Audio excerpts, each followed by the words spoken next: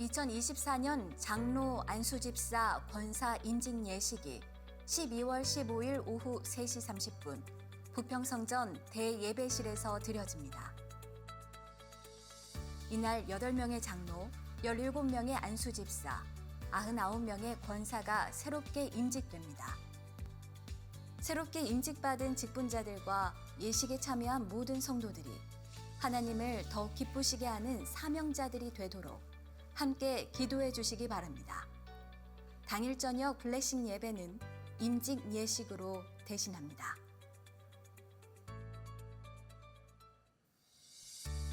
지난 한 해를 되돌아보며 새해를 기대하는 이 시간, 하나님의 은혜의 자리로 성도들을 초대합니다. 먼저 2024년 연말 특별 새벽 기도회가 12월 24일 화요일부터 27일 금요일까지 매일 새벽 5시 30분에 열립니다. 주승중 위임 목사께서 말씀을 전하시는 이번 연말 특별 새벽 기도회에 오셔서 지나온 한 해에 감사하고 주님의 은혜로 한 해를 마무리하시기 바랍니다. 2024년, 2025년 송구 영신 예배가 12월 31일에 있습니다. 오후 9시부터 청년부 연합 찬양팀의 찬양으로 일부가 시작되고 140년에 걸친 한국교회의 역사를 12가지의 상징으로 되돌아보며 귀중한 신앙의 교훈을 전하는 한국교회의 12돌 공연 영상을 보게 됩니다. 이어서 2부 순서로 한 해를 마무리하고 새로운 2025년을 맞이하는 송구영신 예배를 드리게 됩니다. 다음으로 2025년 신년 부흥회가 1월 1일 수요일 저녁 7시 30분부터 1월 3일 금요일까지 새벽 예배와 저녁 예배로 드려집니다. 이번 신년 부흥회 강사는 꿈의 교회 대표 목사인 안희묵 목사께서 소망의 말씀을 전해주십니다. 새해의 첫 시간을 온전히 주님께 드리며 희망찬 2025년을 시작하시는 주안의 성도들 되시길 바랍니다. 오늘 12월 15일은 대림절 세 번째 주일입니다. 다음 주일 12월 22일 오후 7시에는 분이엘 찬양대와 주안 필하모닉 오케스트라에서 준비하는 성탄감사 찬양 예배가 핸델의 오라토리오 메시아로 진행됩니다. 성도들의 많은 참여 바랍니다. 재직회가 12월 22일 오후 2시 30분에, 공동의회가 12월 29일 오후 2시 30분에 글로리아홀에서 있습니다. 안건은 2025년 예산안의 건입니다. 2025년도 달력을 부평성전과 주안성전 그리고 송도 예배처에 비치하였으니 개인당 한 부씩 가져가시기 바랍니다. 교육국에서 2025년 베트남 비전 트립을 준비합니다. 대상은 초등학교 4학년부터 고등학교 3학년 학생들과 교회학교 교사입니다. 자세한 사항은 주보 5면을 참조하여 주십시오. 소년이부 교사, 주안성전 자막봉사자, 청년국 타문화 선교훈련 후원 물품을 모집합니다. 남성교회 협의회 주관으로 2024년 성탄감사 케이크를 판매합니다. 케이크 수령일은 12월 22일과 25일입니다. 성탄감사 케이크의 모든 판매 대금은 전액 국내 미자립 교회들과 해외 선교사들을 위한 후원금으로 사용됩니다. 성도들의 많은 이용 바랍니다. 지금까지 교회 소식이었습니다. 이외의 자세한 사항은 주보를 참조하시기를 바랍니다. 할렐루야. 네, 복된 주일입니다. 시간 우리의 마음을 다해 예배 받으시기 합당하신 그 주님의 이름만을 높일 수 있기를 원합니다. 조림의 주님, 재림의 주님, 우리가 마음을 다해 찬양할 때 하나님께서 우리 가운데 임재하시고 하나님 예비하신 놀라운 은혜와 복을 부어주실 줄로 믿습니다. 우리의 마음을 다해 주님을 높이겠습니다.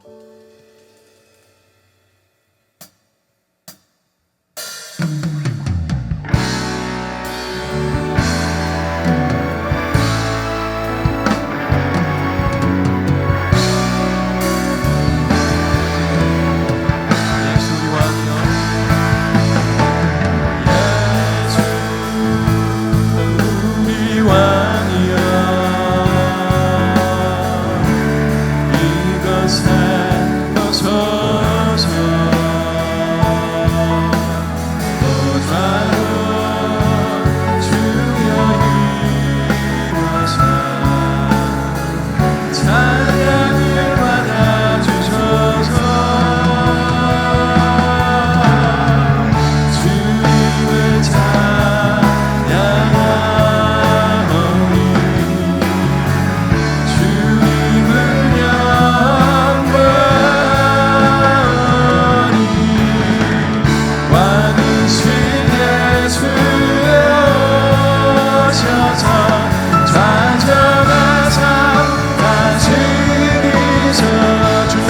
찬송합니다. 주님을 찬양하오. 주님을 경배합니다. 우리의 왕 되신 주님, 이곳에 오소서. 찾아가사 다시니 찾아가사 다시소서. 찾아가사 다시니 찾아가사 다시소서. 찾아가사 다시니 소서. 우리와 함께 하시는 주님을 찬송합시다. 할렐루야.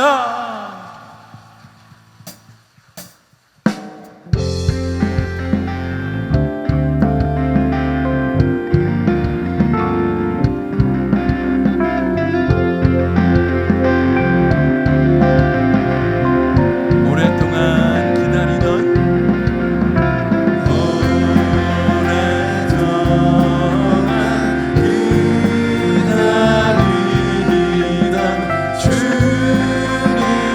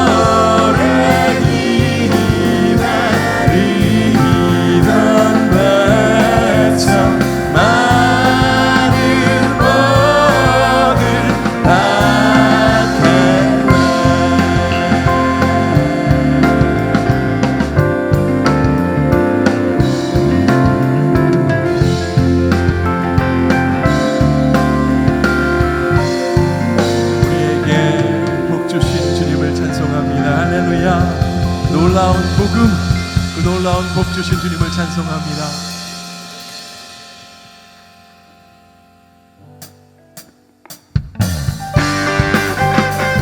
우리 큰 박수로 찬송하겠습니다.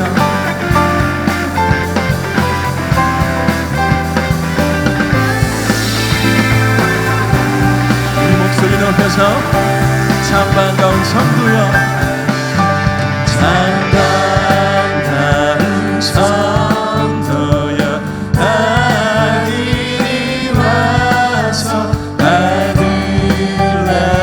성 안에 가봅시다. 저 우유한 우리신 아기를 보고 엎드려 절하세, 엎드려 절하세, 엎드려 절하세. 구주 나셨네. 할렐루야. 주님께서 우리 가운데 오셨습니다. 저 천사여 찬송을, 저 천사여 찬송을 높이 불러서 이와 와라 천지에 울리어라. 주 하나님 앞에는 영광을 엎드려 절하세, 엎드려 절하세, 엎드려 절하세. 구주 나셨네.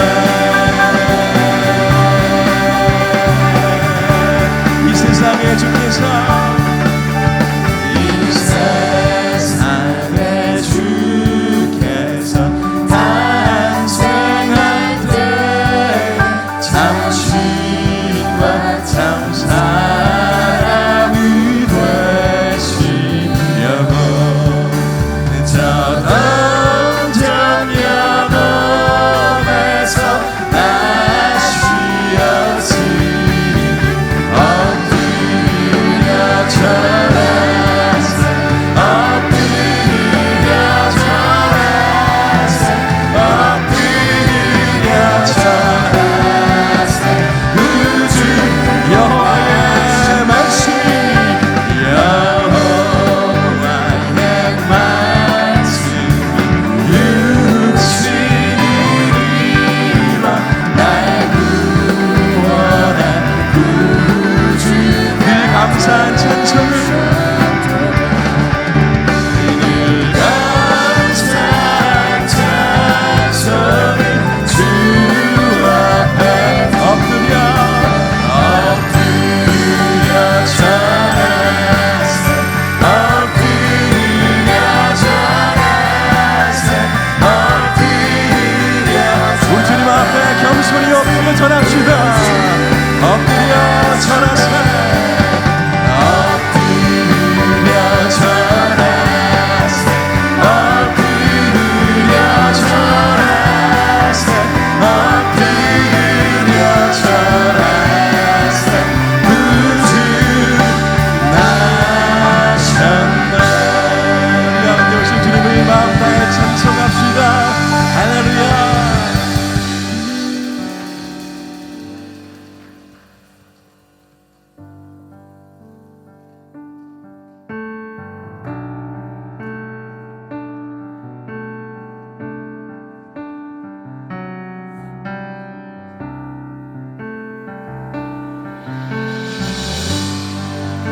우리 주님께서 진정한 왕 되심을 우리의 믿음으로 고백할 수 있기를 원합니다. 할렐루야. 당신의 영광을 와, 당신은 영광의 왕, 당신은 평강의 왕, 당신은 하늘과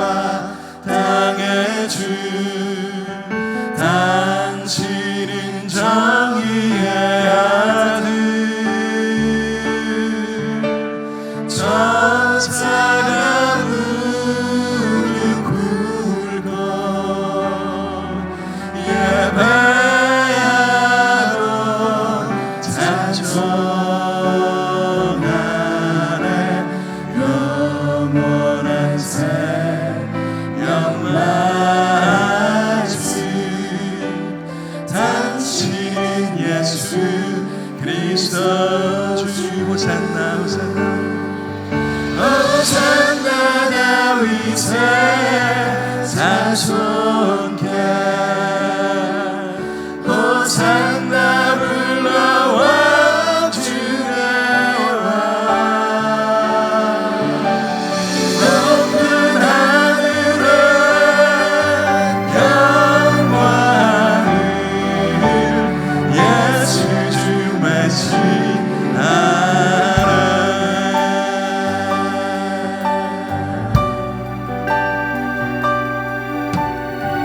우리 왕이신 주님께 믿음으로 다시 한번 고백합시다. 당신은 영광의 왕, 당신은 영광의 왕, 당신은 평강의 왕. 우리 주님께서는 하늘과 땅의 주님이십니다. 당신은 하늘과 땅의 주, 당신은 정의의 하늘, 천사가 무릎 꿇고 예배하고 찬송, 영원하신 영광. 우리 주님께서는 당신은 예, 두 손을 높이 들어 크신 주님을 높이겠습니다. 호산나 호산나 호산나 다윗의 자손께 호산나 불러와 주의 왕 높은 하늘에 영광을 예 우리 더 큰 목소리로 주신대로 주님께 호산나 호산나 호산나 다윗의 자손께 호산나 불러와 주의 왕 높은 하늘에 영광을 예수 주 메시 높은 하늘에 영광을 높은 하늘에 영광을 예수 높이 계신 주님께 높은 하늘에 영광을 높은 하늘에 영광을 예수 주 메시아라. 이 시간 함께 기도하기 원합니다. 우리의 왕 되신 주님, 이 시간 좌정하셔서 우리의 찬송과 예배를 홀로 받아 주옵소서. 우리가 마음을 다해 주님을 드높일 때에 우리의 찬송으로 받아주시고 주님 영광 받으시며 우리 예비하신 놀라운 은혜, 회복, 큰 복을 우리 가운데 부어 주옵소서. 간절히 기대하는 마음을 담아서 주님의 이름 한번 부르짖고 예배를 위해 기도하겠습니다. 주님 하나님 아버지, 이 시간 오직 한 분 예수 그리스도 그 존귀하신 이름만을 높여 찬송합니다. 하나님 우리의 마음 다해 주님을 찬송합니다.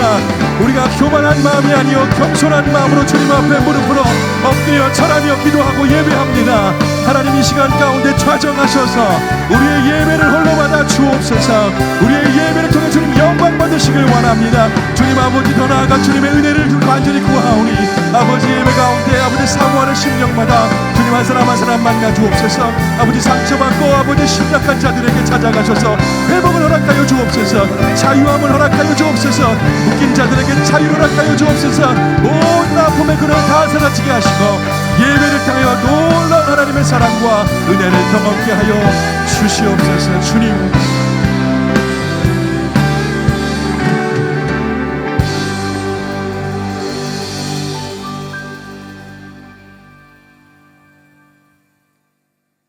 사랑과 은혜가 충만하신 하나님 아버지, 대림절 세 번째 주일을 맞아 하나의 마지막 달을 보내며 주 앞에 나와 예배드릴 수 있도록 인도해 주심을 감사드립니다. 빛으로 오신 주님을 기다리며 이 시간 우리의 마음을 모아 찬양과 경배를 드리오니 우리의 예배를 기뻐받아 주시옵소서. 올 한 해의 삶을 되돌아볼 때 하나님의 말씀을 실천하며 선교 삶을 살아야 했는데 그렇게 살지 못했음을 고백하오니 용서하여 주시옵고 오늘 드려진 예배를 통하여 주의 벌로 깨끗게 하여 주시옵소서. 하나님께서 허락하신 2024년 때로는 넘어지고 무너졌습니다. 그러나 주님의 은혜로 전진하고 성령의 도우심으로 위기를 헤쳐나갔습니다. 이렇게 지내온 날들을 돌아보니 모든 것이 하나님의 사랑이요 은혜였습니다. 주님, 새해에는 이전보다 주님을 더욱 사랑하고 주님과 친밀히 동행하는 주 안의 성도님들 다 되게 하여 주옵소서. 역사를 주관하시는 하나님 아버지, 지금 우리나라는 풍전등화의 위기에 처해 있습니다. 주님, 이 나라의 지도자들, 특별히 대통령과 정치인들, 그리고 나라를 움직이는 모든 지도자들에게 하나님을 두려워하는 마음과 국민을 사랑하는 마음을 주옵소서. 나라를 위해 기도하며 진정으로 국민의 아픔에 공감하는 겸손한 지도자가 되게 하옵소서. 저들에게 정직한 마음과 지혜를 부어주시어 분열과 갈등이 아닌 화합과 소통으로 문제를 해결하게 하시고 공정하고 투명하게 이 나라를 이끌어 공산주의자들의 위협을 물리치고 하나님께 주신 자유를 지키는 나라, 약한 자들이 보호받고 모든 국민이 공평한 기회를 누리며 주님의 은혜 안에 살아가는 복된 나라가 되게 하옵소서. 주님, 우리 국민을 새롭게 하여 주옵소서.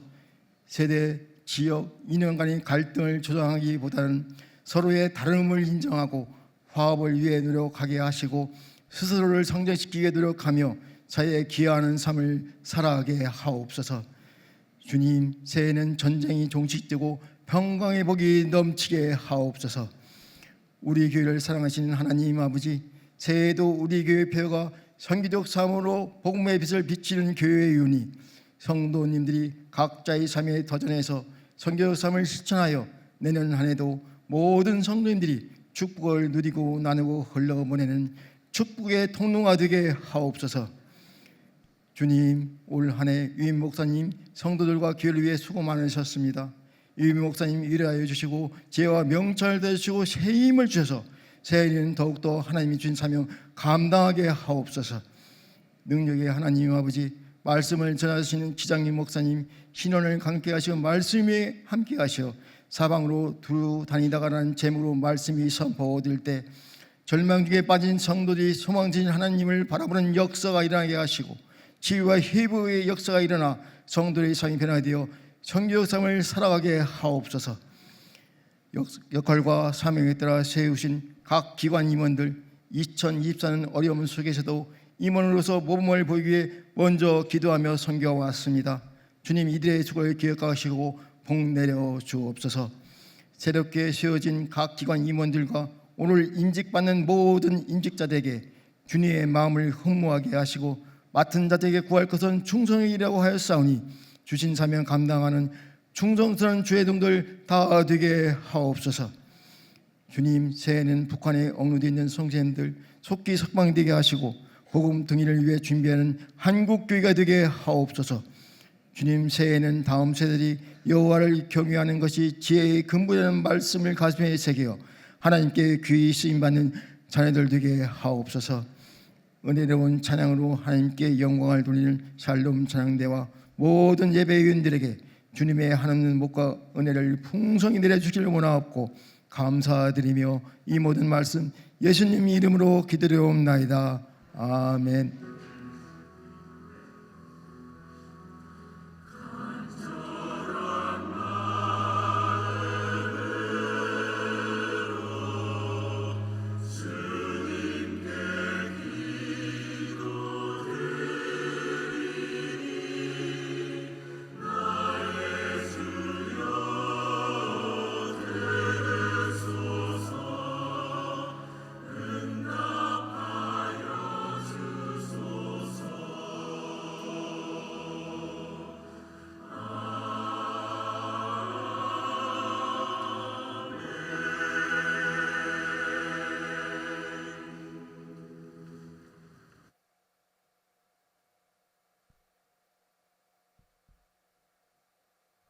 그때 베드로가 사방으로 두루 다니다가 룻다에 사는 성도들에게도 내려갔더니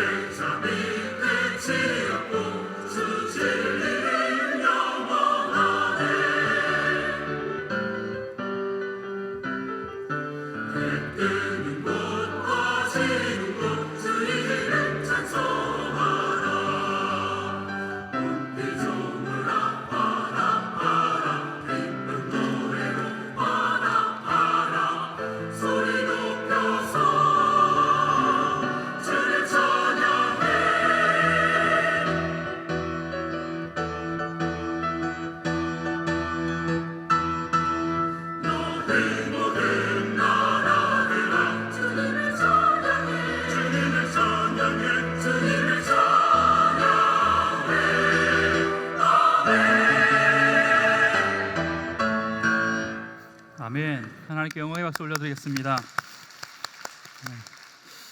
옆에 분하고 인사하겠습니다. 하나님을 찬양하는 인생으로 삽시다. 아멘. 예, 몇 가지 광고 드릴게요. 2025년 달력이 나왔습니다. 예배 끝나고 내려가실 때 1층에 있거든요. 한 사람당 하나씩 가져가시면 되겠고요. 매월 그 달력에 보면 주요 행사들이 나와 있으니까 보시면서 함께 기도해 주시면 감사하겠습니다. 오늘 오후 3시 30분에 부평성전에서 2024년 장로, 집사, 권사 임직식이 있습니다. 총 8명의 장로와 17분의 집사와 99명의 권사가 새롭게 임직되십니다. 다 함께 오셔서 새롭게 임직하시는 분들 축하해 주시고 앞으로 이분들이 교회 귀한 일꾼 될 수 있도록 함께 기도해 주시면 감사하겠습니다. 그리고 성탄 케이크 남성교회에서 판매하는데요. 사 주시면 또 우리 그 선교를 위해서 모든 수익금을 사용한다고 하니까 선물해 주시면 감사하겠습니다. 다음 주 주일 3부 예배, 이 예배 때는요 우리 주한성전 다음교육국과 또 청년국과 함께하는 우리 샬롬창대 함께하는 우리 성탄 축하 발표 예배가 있습니다. 보배 합을 열어라는 제목을 가지고 함께 축하하는 시간 가지려고 하는데요. 주 안에 있는 교육국이 성탄 축하 발표할 곳이 없어요. 부평까지 갈 수도 없고, 또 여러 가지 상황상 우리가 가족 같은 분위기에서 우리 아이들을 축하, 예수님의 나심을 축하하는 시간을 가졌으면 좋겠다라고 생각해서 마련한 시간이니까요. 오셔서 함께 해주시면 감사하겠습니다. 기도하겠습니다. 하나님, 은혜를 감사합니다. 오늘도 주의 말씀 앞에 섭니다. 오늘도 이 말씀을 통해서 살아계신 하나님의 음성을 듣는 귀한 시간 되게 하여 주옵소서. 하나님, 나라가 어렵습니다. 힘듭니다. 하나님, 이 땅의 소망으로 오신 예수 그리스도의 복음이 이 땅 가운데 구석구석 심겨지게 하여 주셔서 모든 백성들이 하나님을 두려워하며 백성들을 사랑하며 이 나라 민족이 다시 한번 복음으로 하나 되는 놀라운 믿음의 역사 일어날 수 있도록 주님 우리와 함께 하여 주옵소서. 예배 가운데 또한 마음이 어려운 자들이 있다면 예배를 통하여서 하나님의 음성을 듣게 하시고 회복시켜 주신 하나님을 경험할 수 있는 복된 시간 되게 하여 주시옵소서. 감사드리며 예수님의 이름으로 기도합니다. 아멘.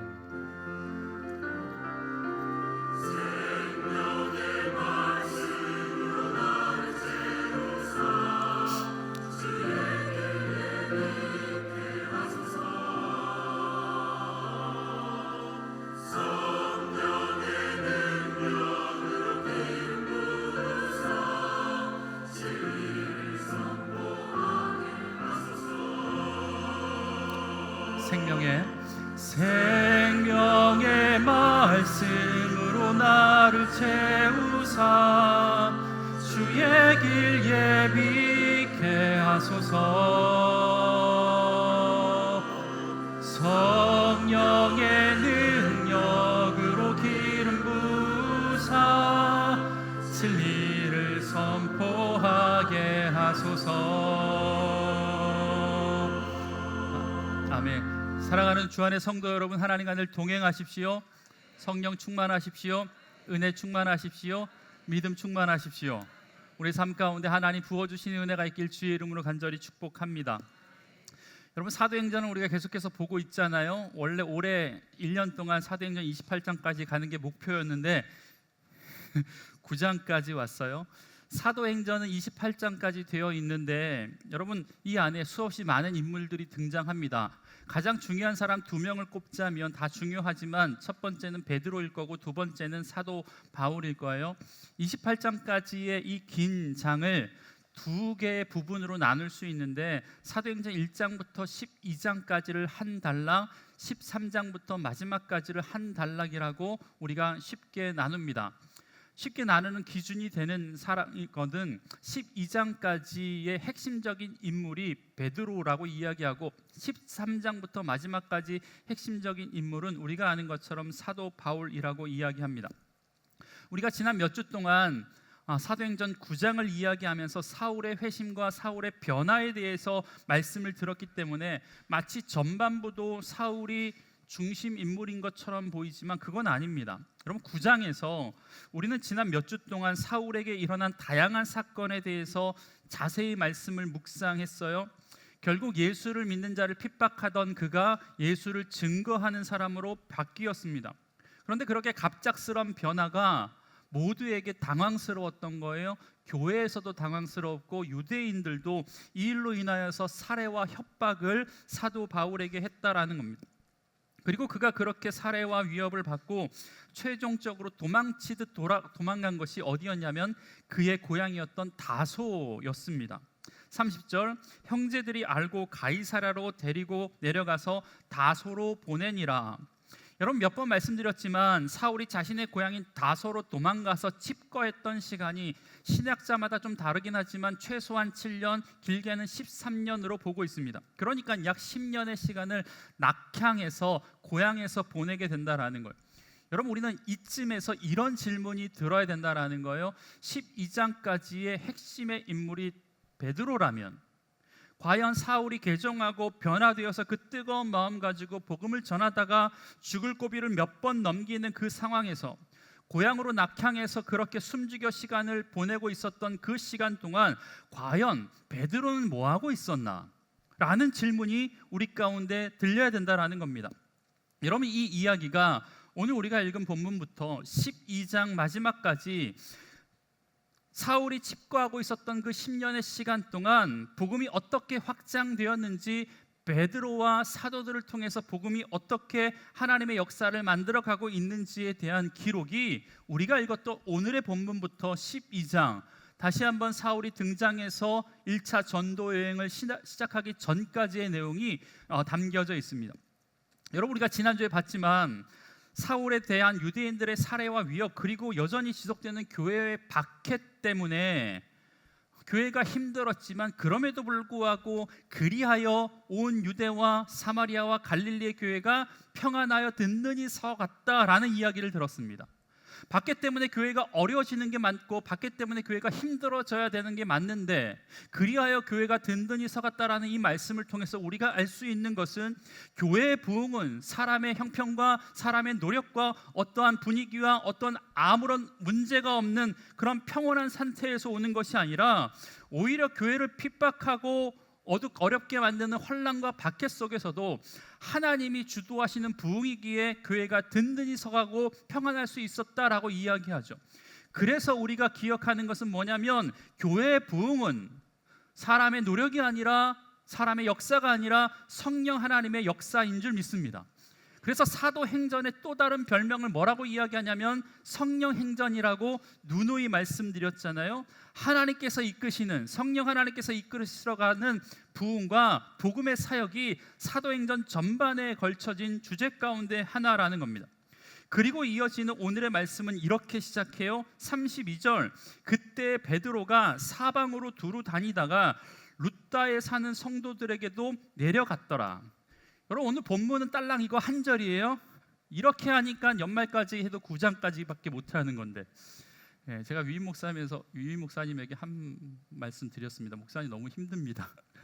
본문을 좀 길게 해주셨으면 좋겠습니다. 여러분, 이제 예루살렘에 있었던 사울이 고향으로 내려간 상황에서 성경은 그때 예루살렘에 남아 있었던 사도 베드로가 무엇을 했는지에 대해서 증언하고 있어요. 여러분, 여기서 잠깐 그동안 사도행전에 등장했던 베드로에 관한 이야기를 좀 정리해 볼게요.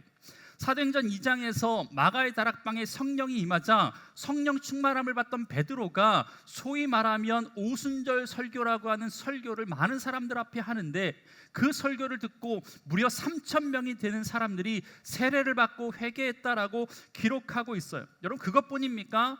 3장에 넘어가면요, 나면서부터 앉아 있었던 자, 못 걷는 자가 성전 미문에 앉아 있을 때 베드로가 성령 충만하여서 그를 일으켜 세우는데, 다른 것 가지지 않고 예수 그리스도 이름으로 그를 일으켜 세우는 역사를 만들어냈습니다.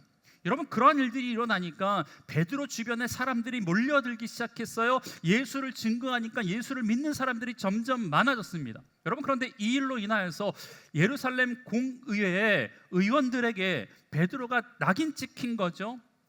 이 일로 인하여서 예루살렘 공회 앞에 출석하게 됩니다. 그래서 이 종교 지도자들이 베드로와 제자들에게 뭐라고 이야기하냐면, 다시는 예수 그리스도의 이름으로 말하지 말라라고 경고하는 그 공회원들 앞에서 이 베드로가 당당하게 이렇게 이야기합니다. 우리는 보고 들은 것을 말하지 아니할 수 없다. 여러분, 이게 베드로의 모습이었습니다. 그리고 5장에서 아나니아와 삽비라의 죽음에 관한 이야기에 베드로가 잠깐 등장한 다음에 8장에서 베드로가 다시 등장합니다. 여러분, 스데반 집사의 죽음 이후로 교회가 박해에 처하게 돼서, 여러분, 제가 지금 9장까지 내용을 지금 스킵하면서 서머리 해주는 거예요. 잘 들으세요. 지금까지 좋으셨다면 잘 들으셔야 돼요. 박해 이후로 여러분, 사람들이 곳곳에 흩어지기 시작했다라고 말씀드렸잖아요. 그래서 그들은 흩어진 사람들이 도망가는 와중에서도 복음을 전했습니다. 여러분, 사실 이게 하나님의 역사거든요. 박해를 받아 도망가는 사람들이 숨는데 급급하지 않고 가는 곳곳마다 복음을 흩어뿌렸대요. 그걸 우리가 디아스포라라고 이야기했다라고 말씀을 드렸습니다.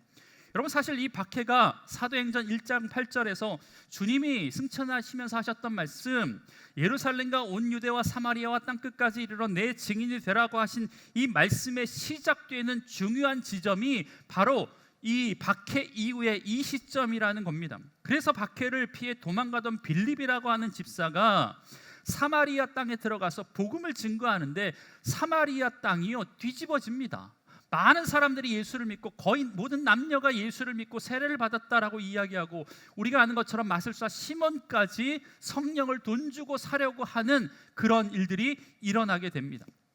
여러분, 그러니까 어떤 일이 일어나냐면, 여러분, 사실 유대인들은 이 사마리아 땅을 우리가 아는 것처럼 그 땅을 밟지도 않았어요. 그리고 그들의 생각 속에는 사마리아에는 복음이 들어갈 수 없다라고 생각했죠. 또한 더 나아가 사마리아 사람에게 복음을 전할 필요가 없다라고 생각했고, 그들은 복음을 받아들이지 않는다라고 생각했잖아요. 왜요? 그들은, 유대인의 입장에서는 사마리아 사람들은요, 상종 못할 사람, 개나 돼지 취급했던 것 아니었습니까? 그런데 빌립 집사가 그 땅에 들어가서 복음을 전하니까요, 그렇게 많은 사람들이 세례를 받았대요.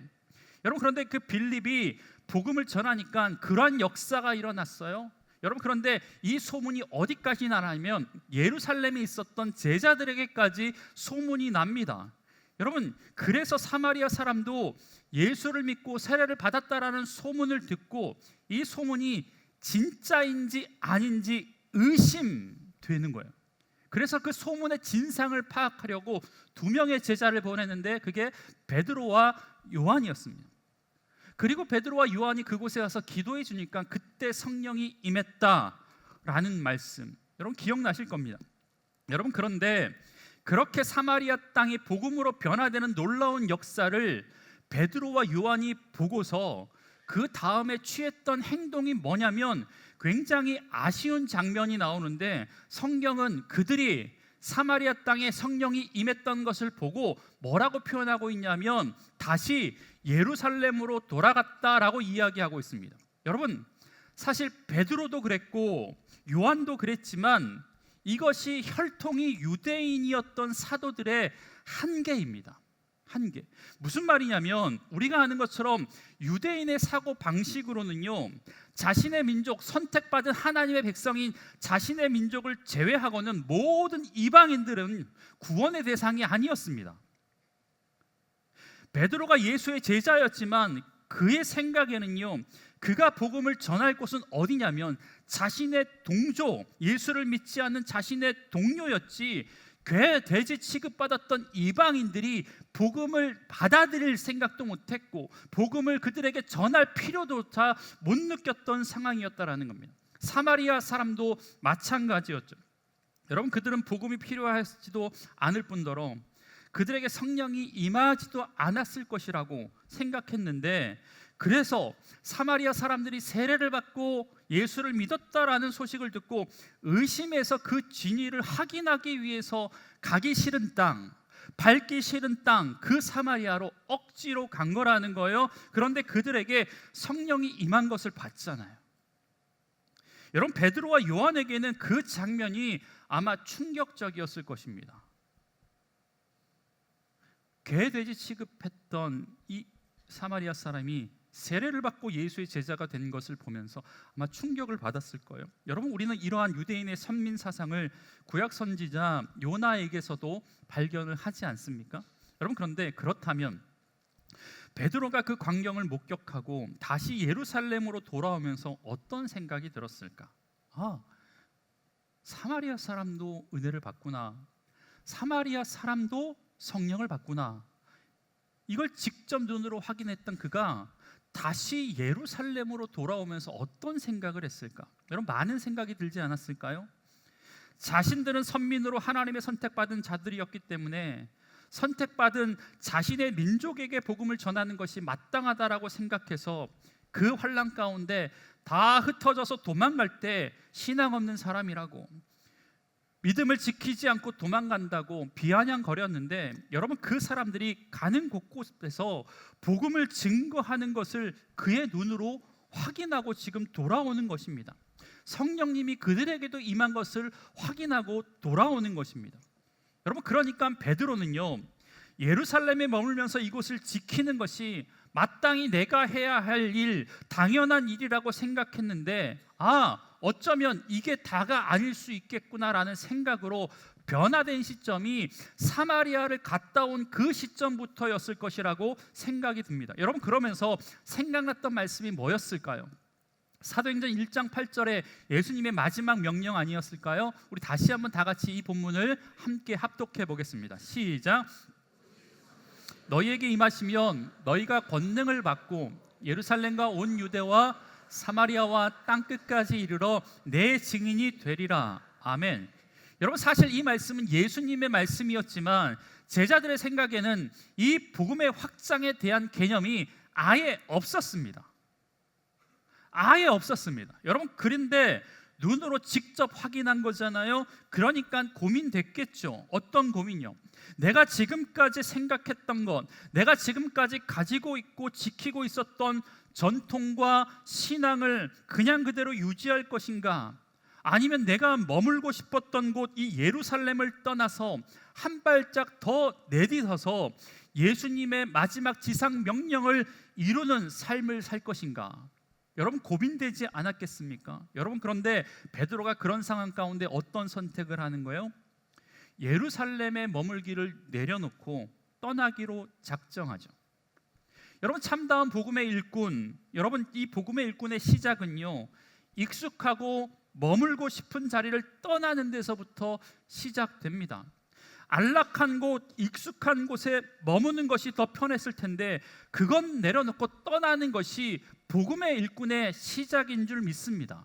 여러분, 창세기 12장에서 하나님께서 아브라함을 부르셔서 그를 통하여서 하나님 나라를 만들어 가시기로 작정하신 다음에 그를 부르실 때 하나님께서 하셨던 말씀은 다른 게 아니었습니다. 너의 본토 친척 아비 집을 떠나라. 여러분, 떠남에서부터 복음의 일꾼으로 부름받은 하나님의 사람이 되는 줄 믿습니다. 여러분, 그래서 오늘 본문의 시작은 이렇습니다. 그때 베드로가 사방으로 두루 다니다가, 여러분, 굉장히 평범해 보이는 이 말씀입니다. 베드로가 사방으로 두루 다녔대요. 여러분, 근데 이 말씀은요, 베드로가 자신의 복음 전도의 영역을 지역적으로는 예루살렘, 인종적으로는 유대인으로 묶여 있었던, 제한했던 이 복음의 영역을 점점 확장해 가겠다라는 의지와 결단이 담겨 있는 행동이고 모습이라는 겁니다. 여러분, 베드로가 처음으로 예루살렘을 벗어나서 사마리아로 갔을 때 그들에게 전해졌던 복음, 성령이 임한 그 사건을 확인하고 이제는 그 사마리아를 넘어서 복음을 가지고 자신의 복음 전도의 영역을 확장시키겠다고 하는 그런 의지가 담겨 있는 구절이 베드로가 사방으로 두루 다녔다라는 말씀 가운데 표현되어 있다라는 겁니다. 여러분, 여기서 말하고 있는 사방으로 두루 다녔다라고 하는 말씀의 원어의 뜻은 이런 뜻이래요. 모든 지역을 이곳저곳 돌아다니며 관통하다, 경계를 넘다. 베드로가 어디로 갔대요? 경계를 넘었대요. 이곳저곳 돌아다녔다라는 거예요. 그러니까 뭐예요? 베드로가요, 자신의 삶의 자리를 확장했대요. 그래서 지역으로는 예루살렘을 넘어간 거고요, 인종적으로는 유대 백성을 넘어간 거고요, 전통과 자기가 품었던 문화와 상관없이 경계를 무너뜨리고 모든 곳 어디에나 가겠다라고 하는 의지가 바로 사방으로 두루 다니다가 라는 말씀 앞에 집약적으로 숨겨져 있다라는 거예요. 자신의 삶의 경계를 넘고 자신이 가지고 있었던 문화와 편견을 다 깨뜨려 부수고 넘어가겠다라고 하는 헌신과 결단의 마음이 이 짧은 한 구절 가운데 담겨 있다라는 거예요. 여러분, 결국 베드로는요, 예루살렘에 계속 머물 것인가 아니면 예루살렘을 떠날 것인가 라는 질문 앞에 그가 보아왔던 이방 사람들에게 개처럼 여겼던 사마리아 사람들에게 성령이 임한 그 사건을 보고, 결국에는 내가 이곳에 머무는 것이 하나님의 뜻이 아니라 지역을 넘어서, 예루살렘을 넘어서, 유대인을 넘어서 세상 끝까지 가는 것이 나에게 주어진 사명이라는 것을 그가 깨닫게 되었다라는 거예요. 그러니까 사방으로 두루 다니다가라는 이 말씀, 짧은 말씀 한 구절에는 베드로의 이런 놀라운 결단과 헌신의 마음이 담겨 있다라는 겁니다. 여러분, 데이빗 보쉬라고 하는 분이 길 위의 영성이라는 책에서 이런 말씀을 했어요. 인종, 생각, 관습, 남녀, 이데올로기, 국가의 경계를 넘어보지 못한 사람은 사람들이 왜 다른지를 이해할 수 없습니다. 경계를 넘어보지 못한 사람은 자기와 다른 사람은 틀렸다라고 생각합니다. 경계를 넘어본 사람은 상대가 다른 것에 그럴 만한 이유가 있다라고 생각하게 됩니다. 여러분, 그렇지 않습니까?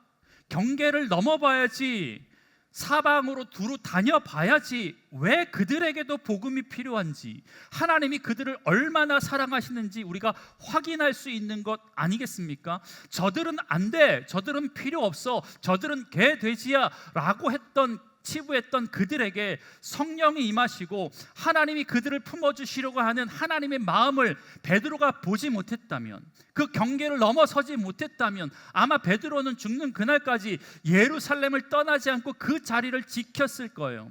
그런데 베드로가 그의 삶 가운데 사방으로 두루 다니고자 했던 마음이 생겼던 이유는 다른 게 아니었습니다. 경계를 넘어가 보니까 그들 가운데 왜 복음이 필요한지, 하나님께서 우리와 똑같은 사람으로 창조하신 그들을 얼마나 사랑하시는지 깨닫게 되니까 예루살렘에 머물기를 포기하고 경계를 넘어서 그들에게 가고자 하는 마음이 생겼다라는 겁니다. 여러분, 저는요, 성도는 이러한 삶을 사는 사람이 성도다라고 생각이 됩니다. 어떤 삶이요? 자신이 가지고 있었던 굳은 신념, 자신이 가지고 지키고 있었던 전통이 있지만 지금도 여전히 하나님께서 일하신다라는 것을, 그 한계와 경계를 넘어서 일하고 계신다라는 것을 보았을 때, 내가 지금까지 지켰던 것, 내가 지금까지 믿었던 것이 무엇이든지 간에 상관없이 하나님께서 그 마음을 보여주셨다면, 주님, 제가 이 자리를 넘어서, 이 경계를 넘어서 하나님께서 원하시는 삶을 살아가겠습니다라고 결단으로 하는 마음으로 사방으로 두루 다니는 자가 믿음의 사람, 하나님의 사람이 되는 줄 믿습니다. 아브라함이 그런 사람이었잖아요. 여러분, 75년 동안 살았던 그 땅을 떠나는 게 쉬웠겠습니까? 본토, 친척, 아비집, 그 땅 떠나면요 다시는 돌아오지 못할 겁니다. 전화가 됩니까? 뭐 인터넷이 됩니까? 소식을 끊고 이제 홀로 살아갈 수밖에 없는 그 경계를 넘는 것이 쉬웠겠습니까? 여러분, 그렇지 않아요? 그런데 아브라함이 그 경계를 넘을 때 복의 사람으로 불렀던 것처럼, 저와 여러분도 이런 삶의 경계를 뛰어넘어 하나님이 원하시는 귀한 믿음의 자리를 지켜나가면서 사방으로 두루 다닐 수 있는 귀한 믿음의 은혜가 있길 주의 이름으로 간절히 축복합니다. 여러분, 인천에 몇 년 사셨어요? 인천에서 태어나서 인천에서 쭉 자라신 분 있잖아요. 이사 가는 게 얼마나 힘듭니까? 제가 서울에서 태어나지도 않았는데 한 10몇 년 살았다고 인천 주안교회 발령을 받았을 때 얼마나 힘들었는지 몰라요. 매주 1년 차 동안에요, 매주 월요일 쉬는 날만 되면 서울로 나갔어. 제가 어제 한 권사님을 만났는데, 그 권사님이 인천을 떠나가지고 이 주안교회 다니다가 인천을 떠나가지고 이사 간 지 한 1년 정도 됐어요. 한 40 다 된 자녀들이 인천을 떠날 때 그렇게 울었대요. 근데 1년 지나니까 또 좋아졌대. 여러분, 삶의 자리의 경계를 넘어가지고 익숙한 곳에 넘어서 그곳에 자리 잡는 것이 얼마나 힘듭니까? 여러분, 그런데 그렇게 경계를 넘어가는 자를 하나님께서 축복하시고, 그렇게 삶의 자리를 넘어서 어디서든지 사방으로 두루 다니면서 하나님께서 보여주신 그 삶의 자리를 지켜나가는 자가 믿음의 사람으로 아름답게 세움받을 줄 믿습니다. 여러분, 베드로가 그런 심정으로, 그런 결단으로 사방으로 두루 다니고자 결단했다라는 거예요. 여러분, 그런데 보세요. 그 결단 가지고 처음 찾아간 곳이 어디냐면, 본문에 보니까 룻다라는 곳에 갔대요. 룻다. 다시 한번 본문을 읽어보겠습니다. 32절의 말씀 다 같이 한번 읽어보겠습니다. 시작. 또에게도 내려갔더니 아멘. 여러분, 지도 하나 볼게요. 지금 베드로가 이동한 경로거든요. 이 이동한 경로 중에 빨간 거 말고요, 파란 거.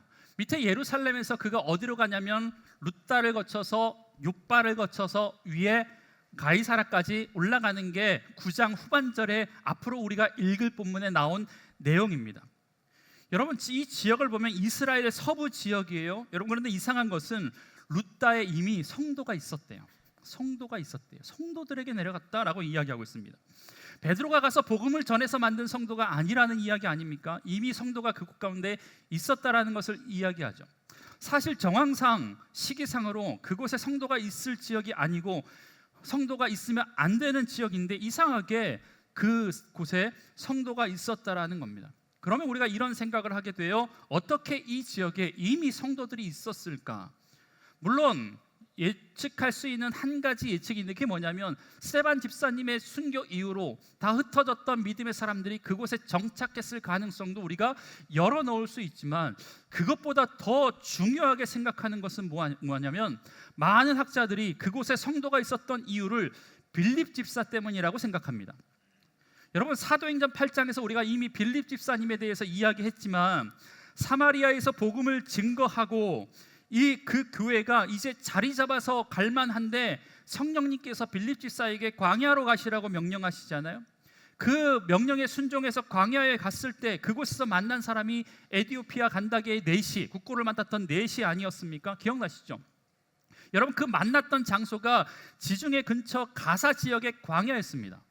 그리고 이 빌립 집사의 다음 행적에 대해서 세례를 주고 나서 그 네시와 헤어진 다음에 다음 행적에 대해서 성경은 뭐라고 표현하고 있냐면 8장 40절 이렇게 말씀합니다. 빌립은 아소도에 나타나 여러 성을 지나 다니며 복음을 전하고 가이사라에 이르니라. 여러분 무슨 말이냐면 빌립이 그 상황에서 세례를 주고 그 내시를 보내고 나서 다시 부흥하고 있는 사마리아로 가지 않았다라는 거예요.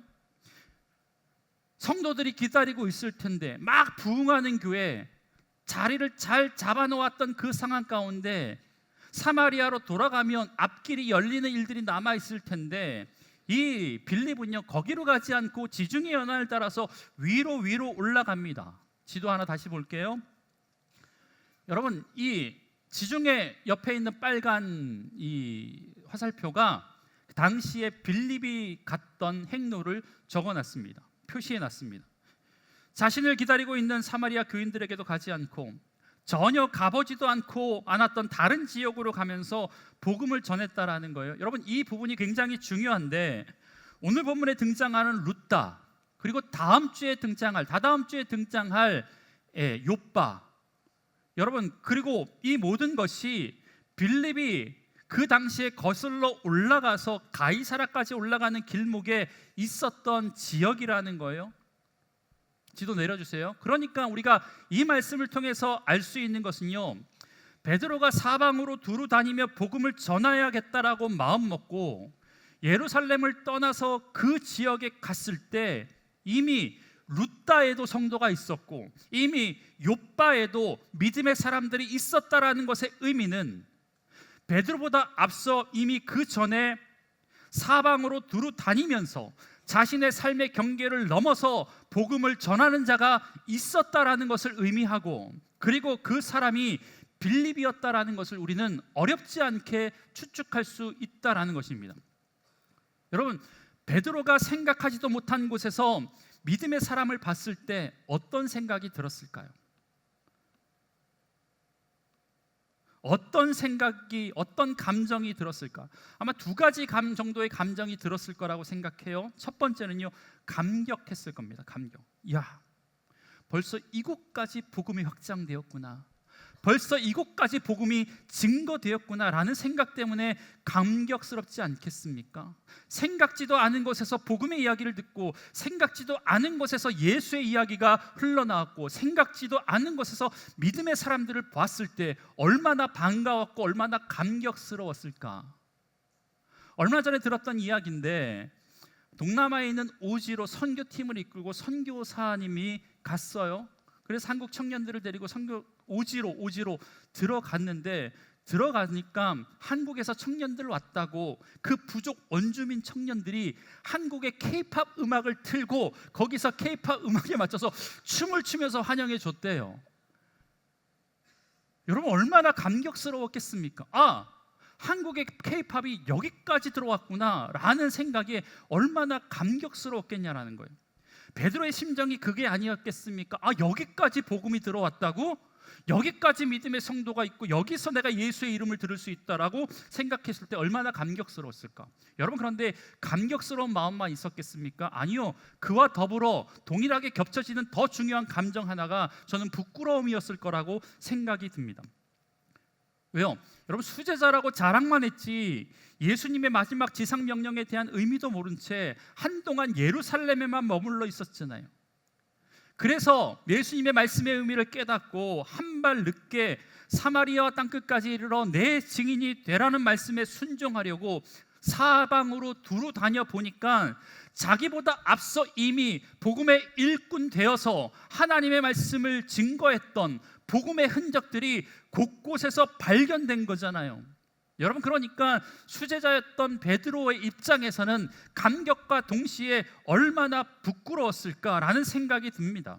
여러분 그런데 베드로가 누구예요? 그래도 베드로잖아요. 그래도 수제자였잖아요.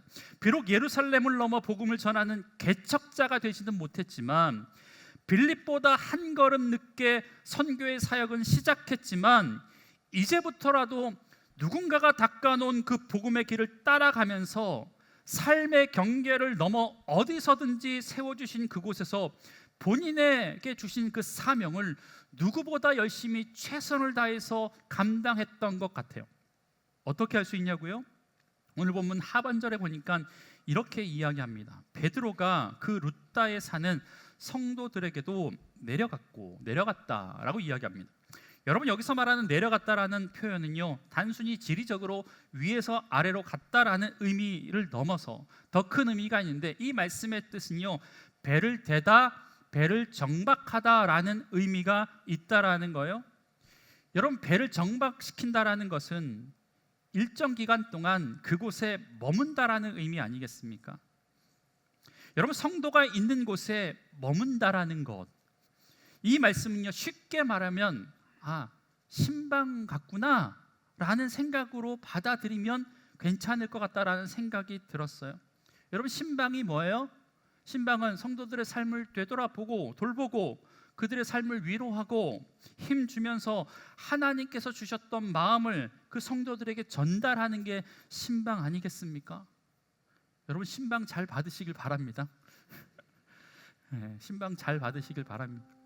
여러분, 비록 베드로는요, 그 룻다의 복음을 전하는 최초의 사람은 아니었습니다. 그곳에 있는 성도들에게 찾아가 주의 말씀을 권면하고 위로하고 삶을 돌아보았던 자가 되었습니다.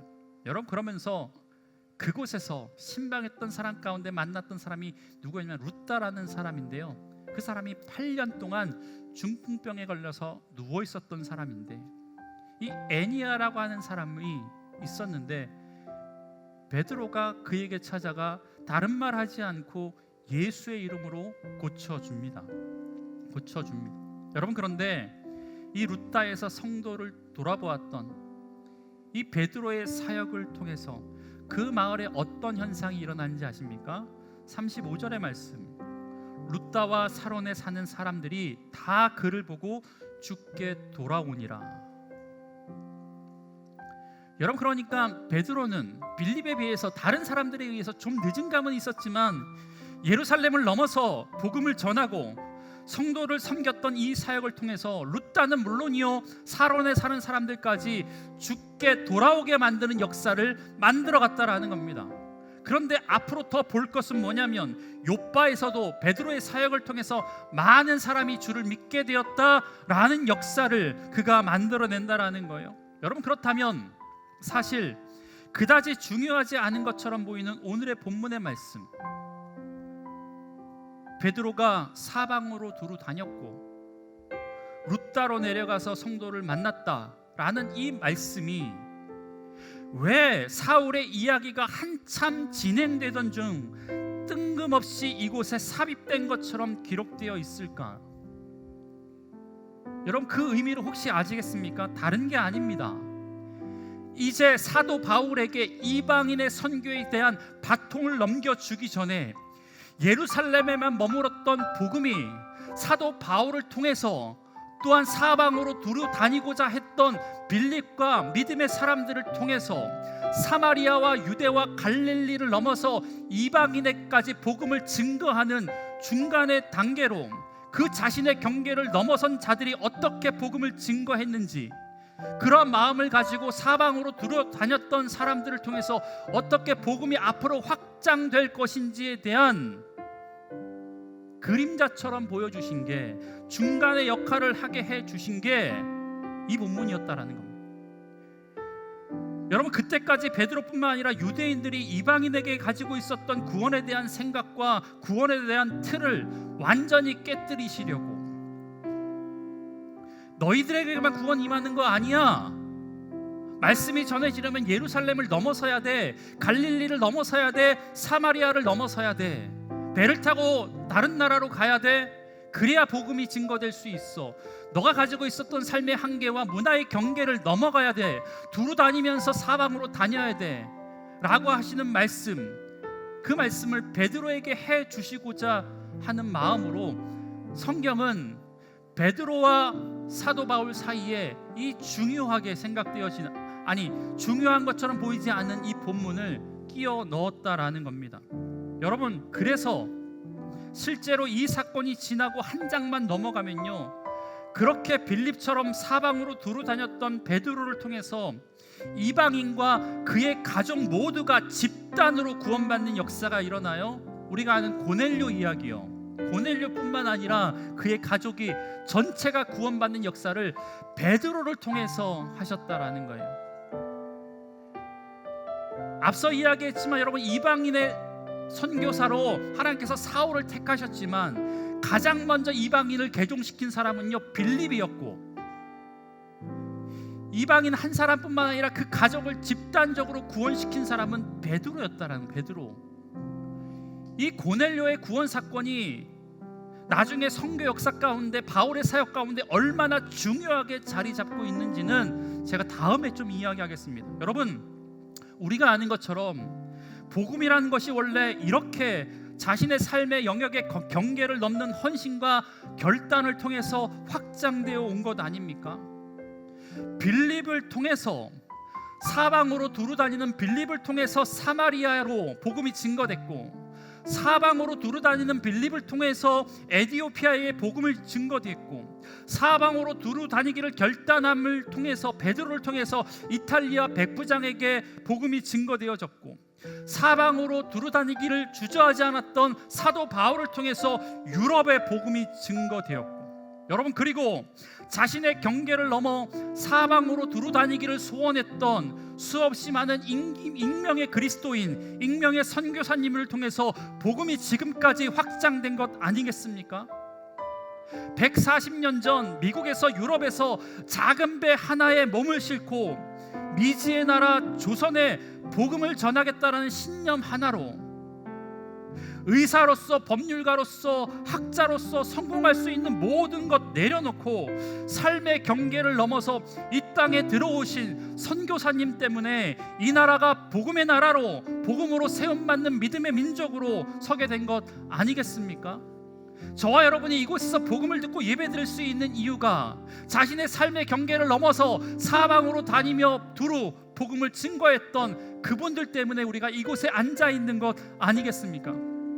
여러분, 언더우드 아펜젤러가 없었다면, 그 같은 선교사가 만약에 사방으로 두루 다니고자 하는 마음, 지리적인 경계, 문화적인 경계를 넘어서고자 하는 마음이 없이 그저 미국인들에게만, 유럽 대륙에만 머물면서 주변의 사람들에게만 복음을 전했다면, 여러분, 이 나라 어찌 됐겠습니까?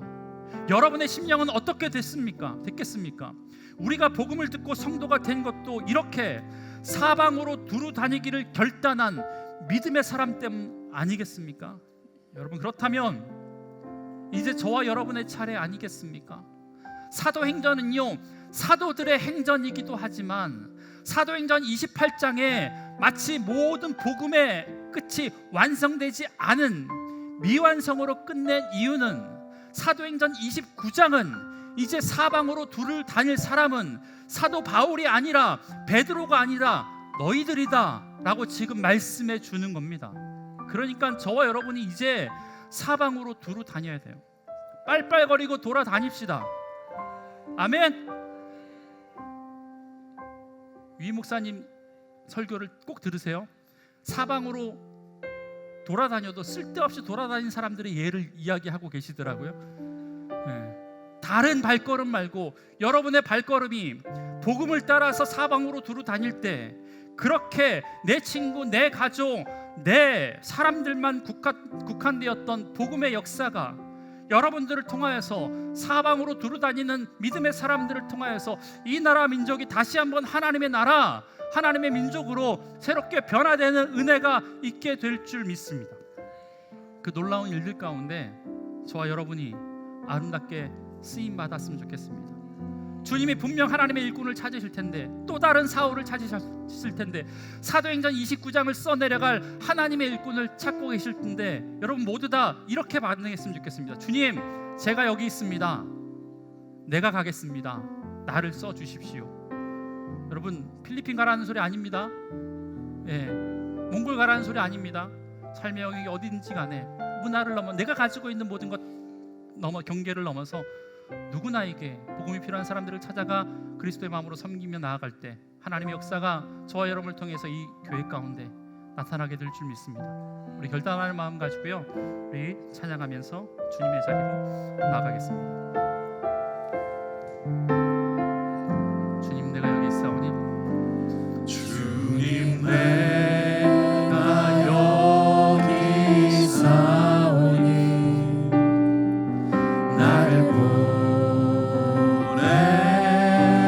주소서. 나의 맘 나의 몸 주께 드리오니 주 받으옵소서. 주님 내가 여기 있사오니 주님 내가 여기 있사오니 나를 써주소서.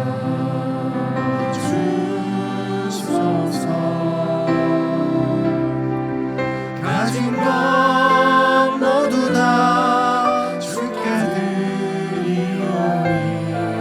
주 받으옵소서.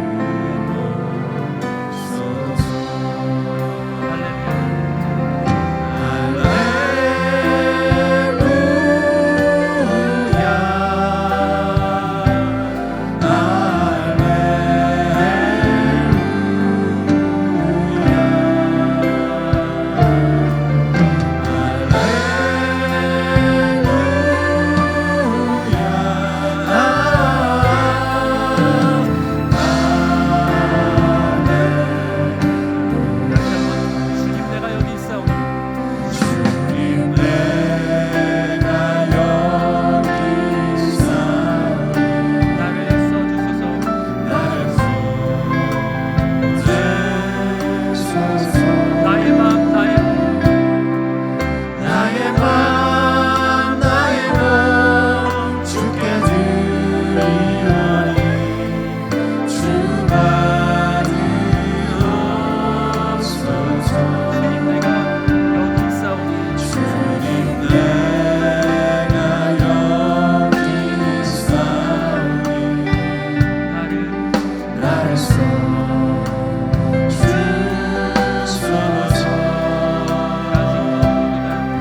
가진 것 모두 다 주께 드리오니 주 받으옵소서.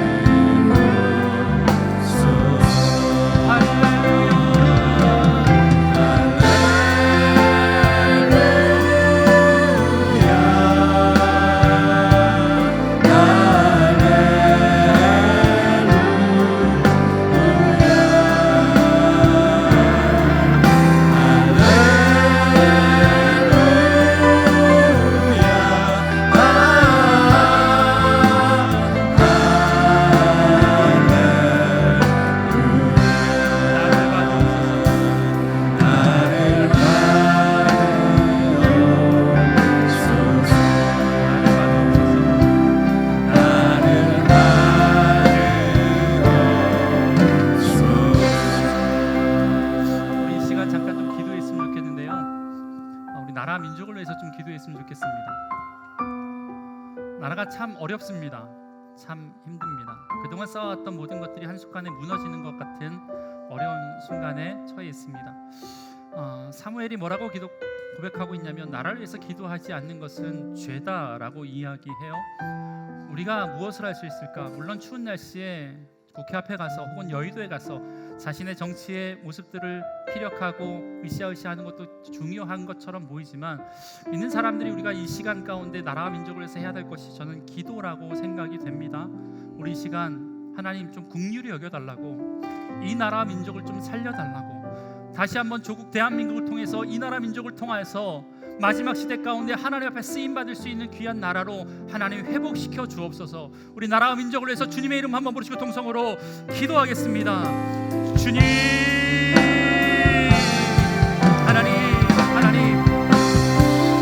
만드시는 귀한 믿음의 나라 될 수 있도록 주님 역사하여 주옵소서. 이 나라, 이 민족을 하나님 긍휼히 여겨주시길 원합니다. 하나님, 사방으로 돌아다니며 복음을 전했던 믿음의 사람들을 통하여서 이 나라 민족이 그래도 부강할 수 있었고 민주주의가 뿌리박을 수 있었고 여러 가지 하나님 놀라운 믿음의 역사를 지금까지 아름답게 할 수 있었는데 하나님 민주주의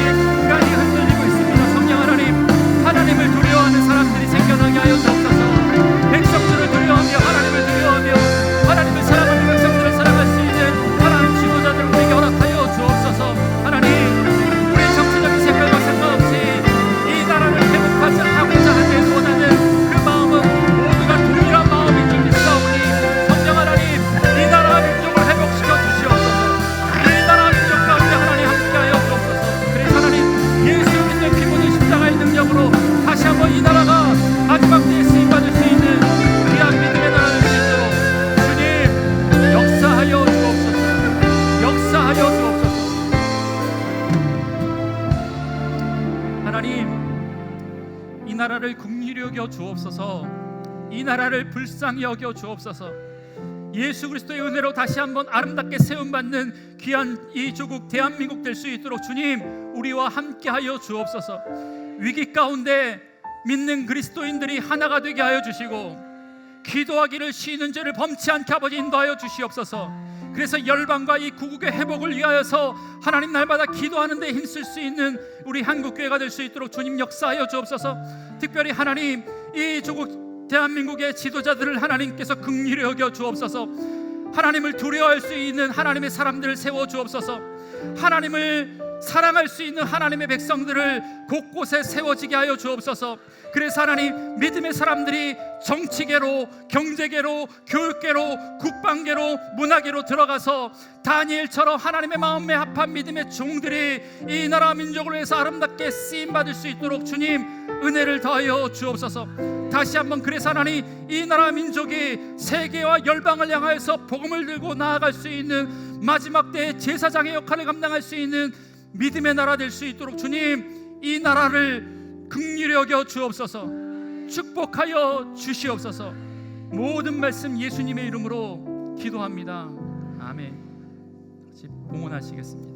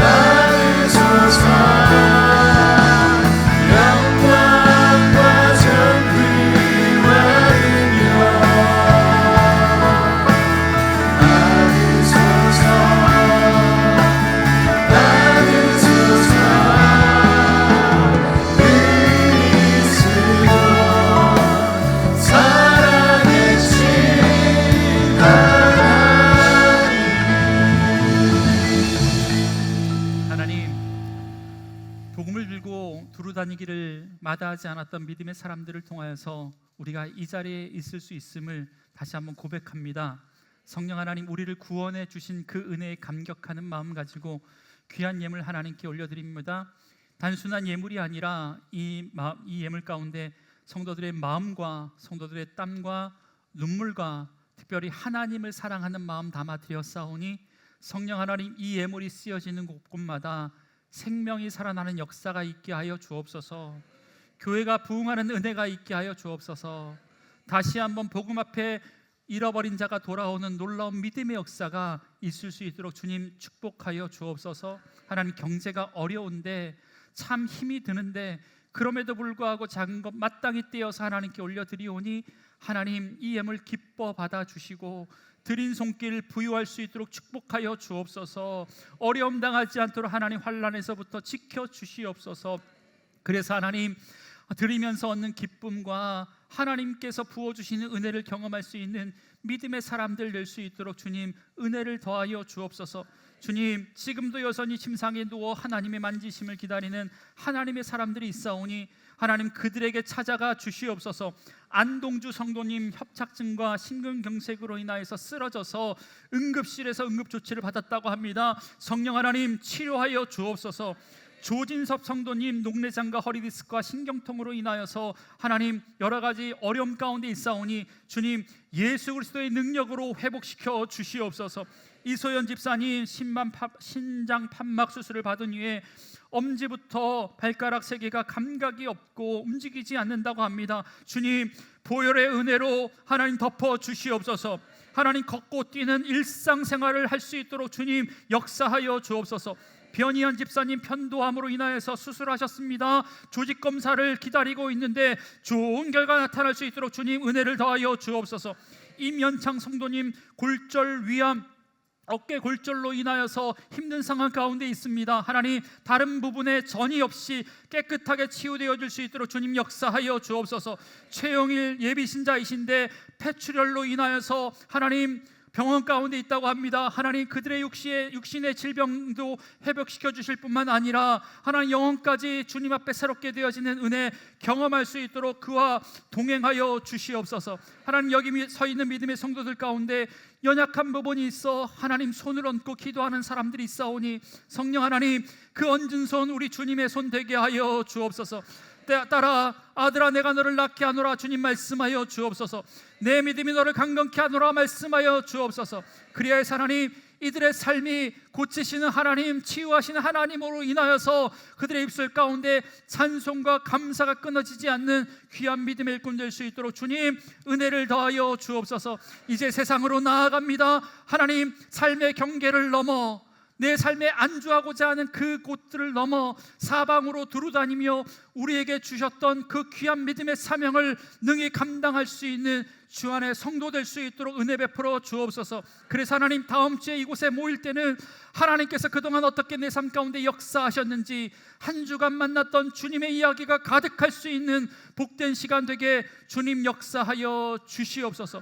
모든 말씀 예수님의 이름으로 기도드리오며 여호와는 내게 복을 주시고 너를 지키시길 원하며 여호와는 그 얼굴을 내게 비추사 은혜 베푸시기를 원하며 여호와는 그 얼굴을 우리 모두에게로 향하여 드사 평강 주시기를 원하노라. 아멘.